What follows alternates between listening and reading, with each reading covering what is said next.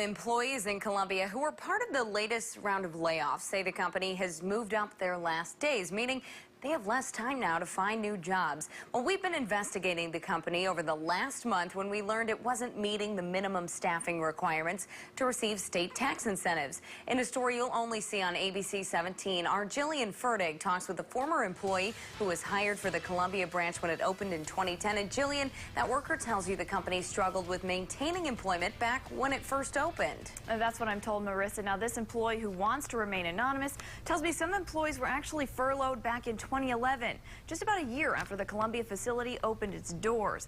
As far as employees in that last round of layoffs, I'm told their new departure date is now June 30th. Seemed all wrong from the get-go. These are the words of a former IBM employee who was hired at the Columbia branch when it opened in 2010.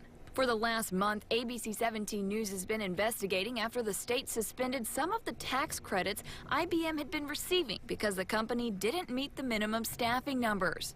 But even employees who worked there years ago say the issue is nothing new.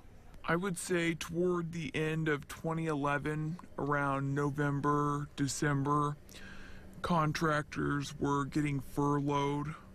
I know as far as their time and everything, they had worked reduced hours or taken comp time and whatnot.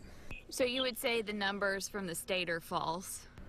I would say they're more than false, yeah. According to the State Department of Economic Development, IBM received nearly $2 million for training. But some seem to question where that money went.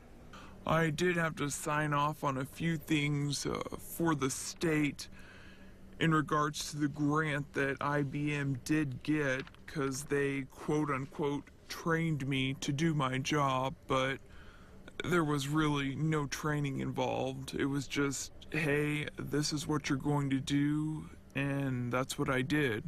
This employee tells me while some were furloughed, others were unhappy with the work environment and left of their own will. It got to the point where essentially everyone's homepage was, careerbuilder.com. Honestly, I feel it was probably a waste of taxpayers' money.